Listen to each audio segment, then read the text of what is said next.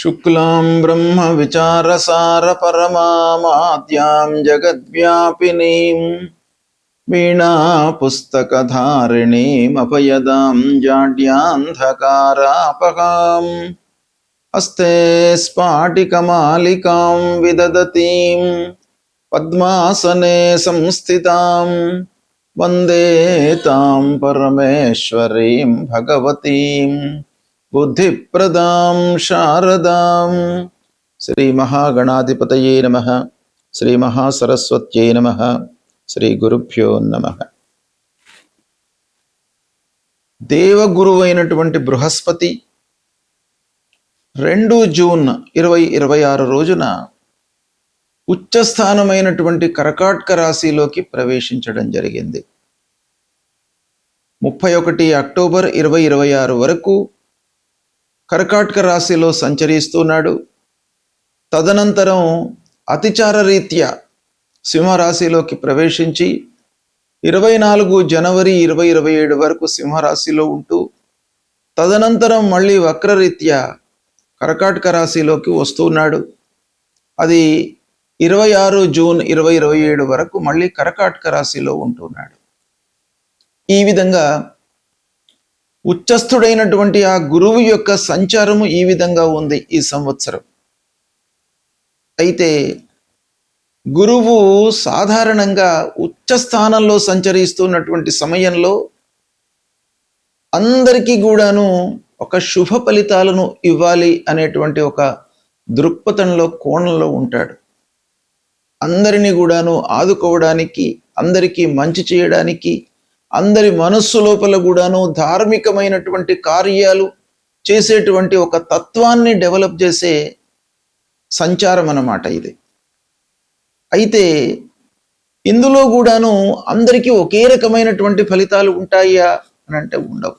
సాధారణంగా మనం గోచార ఫలితాలు చెప్పేటప్పుడు మొత్తం జాతకులను అందరినీ కూడాను 12 విభాగాలుగా విభజించి, అంటే మేషరాశి మొదలుకొని మీనరాశి వరకు 12 రాసులుగా విభజించి ఈ మొదటి వర్గంలో ఉన్నటువంటి వాళ్లకు గ్రహస్థితి ఎలా ఉంది ప్రస్తుతం, తదనుగుణంగా ఫలితాలు ఎలా ఉంటాయి అనేటువంటి ఒక దృక్పథంతో మనం ఫలితాలను చెప్తూ ఉంటాం. అయితే వ్యక్తిగత జాతకాన్ని కూడాను దీనికి క్రోడీకరించి అన్వయించి మనం చూసుకున్నట్టయితే ఇంకా మంచి ఫలితాలు, వాస్తవానికి దగ్గరగా ఉండేటువంటి ఫలితాలు రావడానికి అవకాశాలు ఎక్కువగా ఉంటాయి. అంటే ఈ గోచార రీత్యా సంచరిస్తున్నటువంటి స్థానాలతో పాటుగా మిత్రస్థానంలో సంచరిస్తున్నాడా, రాస్యాధిపతికి మిత్రుడైనాడా, శత్రువు అయినాడా, సముడైనాడా, ఇలాంటివి కూడాను మనము విశ్లేషించి తర్వాత జనన సమయం లోపల వ్యక్తిగత జాతకంలో అష్టక వరకు ఎలా ఉంది ఈ సమయంలో, అంటే పుట్టినప్పుడు గురువు ఈ కర్కాటక రాశిలోకి వచ్చినప్పుడు ఎలాంటి అష్టక వర్గ ఫలితాలు ఉన్నాయి, పాయింట్స్తో ఉన్నాడు అనేటువంటిది కూడాను మనకి ఇక్కడ డామినేట్ చేస్తుంది ఫలితాల పైన. అంతేకాకుండా వేద గోచారము, ఈ గురువు సంచరిస్తూ ఉన్నప్పుడు మిగతా గ్రహాల యొక్క సంచారము, వాటి యొక్క ప్రభావము ఎలా ఉంది ఈ గురువు పైన అనేటువంటిది కూడాను ఉంటుంది. ఎన్నో విషయాలను, ఎన్నో ఫ్యాక్టర్స్ను మనం లెక్కలోకి తీసుకోవాల్సి వస్తుంది. కాబట్టి సూక్ష్మంగా మనం ఫలితాలను చెప్పాలి అనంటే వ్యక్తిగత జాతకాన్ని కూడాను మనము లెక్కలోకి తీసుకోవాల్సి వస్తుంది. ఈ గోచార ఫలితాలు అనేటువంటివి జాతకుడు జన్మించినటువంటి సమయంలో చంద్రుడు ఉన్నటువంటి రాశి ఆధారంగా చెప్పేటువంటి ఫలితాలు. అయితే ఈ ఉచ్చస్థుడైనటువంటి గురువు యొక్క సంచారం ఏ రాసులకు అత్యంత అనుకూల ఫలితాలను ఇవ్వబోతుంది, ఏ రాసులకు మధ్యస్థమైనటువంటి ఫలితాలను ఇవ్వబోతుంది, ఏ రాసుల వాళ్లకు ప్రతికూలంగా ఉంది, వాళ్ళు ఎలాంటి జాగ్రత్తలు తీసుకోవాలి అనేటువంటి విషయాన్ని మనము తెలుసుకుందాం. గురువు కర్కాటక రాశిలో సంచరిస్తున్నటువంటి సమయంలో అత్యంత అనుకూల ఫలితాలను ఇచ్చేటువంటి రాసులు ఏంటి అనేటువంటిది మనం చూసినట్టయితే 2వ స్థానంలో సంచరిస్తున్నప్పుడు, 5వ స్థానంలో సంచరిస్తున్నప్పుడు, 7వ స్థానంలో సంచరిస్తున్నప్పుడు, భాగ్యస్థానంలో సంచరిస్తున్నప్పుడు, తర్వాత ఏకాదశ స్థానంలో సంచరిస్తున్నప్పుడు శుభ ఫలితాలను ఇస్తాడు. అంటే ఈ రాసుల వారికి అత్యంత శుభప్రదమైనటువంటి ఫలితాలు కలగబోతున్నాయి అన్నమాట ఈ గురువు యొక్క సంచారం మూలకంగా. అయితే ఈ అనుకూల రాసులు ఏంటి, ఆ రాసులలో జన్మించినటువంటి వారికి ఎలాంటి ఫలితాలు ఉంటాయి అనే విషయాన్ని మనం చూసినట్టయితే, అంటే మీనరాశి జాతకులకు, కన్యా రాశి జాతకులకు, వృశ్చిక రాశి జాతకులకు, మకర రాశి జాతకులకు, మిథున రాశి జాతకులకు, అంటే ఈ 5 రాశులలో జన్మించినటువంటి వారికి గురువు మూలకంగా, అంటే గురువు ఉచ్చ స్థానంలో సంచారం మూలకంగా అత్యంత శుభప్రదమైనటువంటి ఫలితాలు ఉంటాయి అనేటువంటి విషయం మనకి ఇక్కడ తెలుస్తుంది.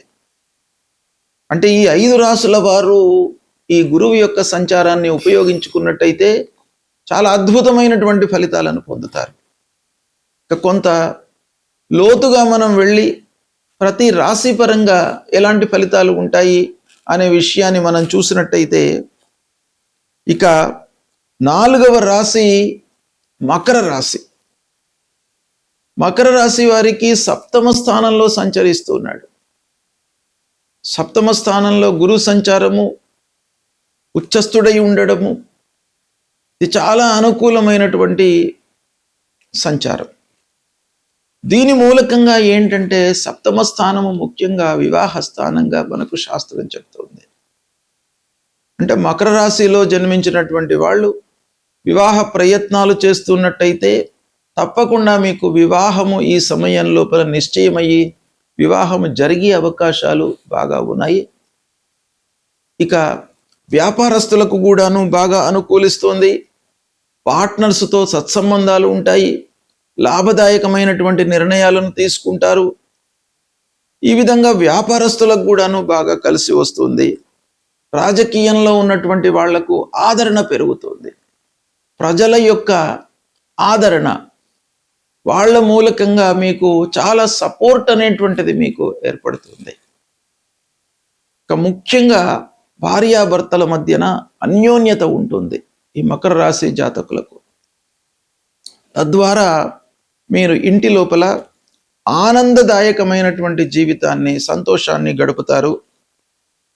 కాకపోతే మకర రాశి వారికి గురువు యొక్క సంచారము 7వ స్థానంలో జరుగుతుంది, బాగా ఉంటుంది. అయితే మిగతా విషయాలను కూడాను మనం లెక్కలోకి తీసుకోవాలి. మిగతా విషయాలంటే ముఖ్యంగా వ్యక్తిగత జాతకాన్ని కూడాను మనం లెక్కలోకి తీసుకోవాలి.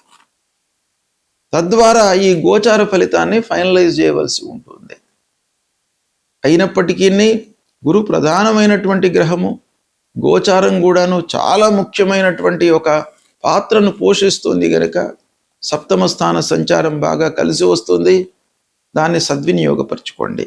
ఉచ్చ స్థానంలో గురువు సంచరించడం వల్ల కలిగే ప్రత్యేకత ఏంటంటే, సాధారణంగా గోచార ఫలితాలు గురువు మూలకంగా 1, 3, 4, 6, 8, 10, 12 ఈ స్థానాలలో సంచరిస్తున్నప్పుడు మనకు ప్రతికూలమైనటువంటి ఫలితాలను ఇస్తాడు. అంటే ఈ స్థానాలు బలహీనమైనటువంటి స్థానాలుగా మనకు గోచారం చెప్తుంది. అయితే ఇలాంటి స్థానాల్లో సంచరిస్తున్నప్పుడు గురువు ఉచ్చ స్థానంలో ఉండడం మూలకంగా మనకు కొన్ని మంచి ఫలితాలు చేకూరేటువంటి అవకాశాలు ఉన్నాయి. సాధారణంగా ఉచ్చ లోపల గురువు సంచరిస్తున్నటువంటి సమయంలో వ్యక్తిగత జాతకము ప్రబలంగా ఉండి, స్థానము అనుకూలంగా ఉండి, అన్నీ ఉన్నట్టయితే మనకు గురువు మూలకంగా అద్భుతమైనటువంటి ఫలితాలు కలుగుతాయి. ఇందులో ఒకటి లేకుండా ఉంటే మిశ్రమైనటువంటి ఫలితాలు కలుగుతాయి. కానీ ప్రధానమైనటువంటి గ్రహము గురువు ఉచ్చ స్థానంలో సంచరించడం మూలకంగా ప్రతి మనిషి లోపల ఒక ఆధ్యాత్మికత, ధార్మిక లక్షణాలు, దాన ధర్మ లక్షణాలు, ఎదుటి వాళ్లకు సహాయం చేసేటువంటి లక్షణాలను పెంపొందించేటువంటి అవకాశాలు ఉంటాయి. కుటుంబ విలువలకు గౌరవం ఇస్తారు. కుటుంబంలో పెద్దలు, కుటుంబ సభ్యత, కుటుంబ ఆచార వ్యవహారాలు ఎలా ఉన్నాయి అనేటువంటి విషయానికి కట్టుబడి వాళ్ళు మెదిలేటువంటి అవకాశాలకు కారకుడవుతాడు గురువు. అలాంటి విషయాలలో గురువు ఒకవేళ దుస్థానంలో సంచరిస్తున్నట్టయితే కొంత బలహీనమైనటువంటి ఫలితాలు ఉంటాయి. ముఖ్యంగా చదువు, జ్ఞాన సముపార్జన, అభివృద్ధి, మంచి చేయాలి అనేటువంటి సంకల్పము, సహాయం చేయడము, ఇలాంటి వాటిపైన కూడాను ప్రధానంగా ఫలితాలు ఉంటాయి. ముఖ్యంగా దుష్ఫలితాలను అంటే దుస్థానాలలో సంచరిస్తున్నటువంటి సమయంలో గురువు ఉచ్చలో ఉన్నాడు గనక దుష్ఫలితాల యొక్క తీవ్రతను, ప్రభావాన్ని కొంతవరకు తగ్గించే అవకాశాలు ఉంటాయి. అయితే మనకు శాస్త్రం ఏం చెప్తుంది అనంటే ఉచ్చగ్రహోపి దుస్థానగత సంపూర్ణ శుభం నదదాతి అని. అంటే ఉచ్చస్థుడై సంచరిస్తున్నప్పటికీ దుస్థానంలో సంచరిస్తున్నట్టయితే శుభ ఫలితము ఎంత ఇవ్వాలనో అంత ఇవ్వకుండా కొంత మనకు తగ్గుముఖంగా అంటే తగ్గించినటువంటి ఫలితాలు మనకు ఇచ్చే అవకాశాలు ఉంటాయి. అంటే ఉచ్చస్థితిలో ఉన్న గ్రహమైనప్పటికీ అశుభ స్థానంలో సంచరిస్తున్నట్టయితే పూర్తి అశుభ ఫలితాలను ఇవ్వకుండా, శుభ ఫలితాలను ఇవ్వకుండా మిశ్రమమైనటువంటి ఫలితాలను ఇస్తూ కొంత దుష్ఫలితాలను తగ్గించేటువంటి అవకాశాలు ఉంటాయి.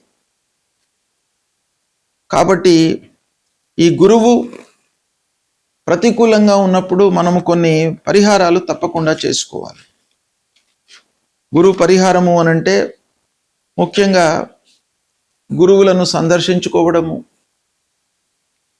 దత్తాత్రేయ స్వామిని దర్శించుకోవడము, గురు చరిత్ర పారాయణం చేసుకోవడము, దక్షిణామూర్తి స్తోత్ర పారాయణం చేయడము, నిత్యము దేవాలయానికి వెళ్ళడము, ఇంటిలో స్నానానంతరము ఇంట్లో ఉన్నటువంటి దేవుడికి నమస్కారం చేసుకోవడము, దేవతార్చన చేయడము, పెద్దలను గౌరవించడము. ఇంట్లో తల్లిదండ్రులు ఉన్నట్టయితే మీరు స్నానం, సంధ్యావందనం అన్ని చేసుకున్న తర్వాత, పూజాది కార్యక్రమాలు చేసుకున్న తర్వాత పెద్దలకు నమస్కారం చేయడము, వాళ్ళను గౌరవించి నమస్కారం చేసి మీ పనిలోకి వెళ్ళినట్టయితే మీకు చాలా పనులు కలిసి వస్తాయి. వాళ్ళ యొక్క ఆశీర్వచనం ఉంటుంది. కనుక తల్లిదండ్రులను, దేవతలను మీరు పూజించండి. తప్పకుండా మీకు మంచి ఫలితాలు కలుగుతాయి. శుభం.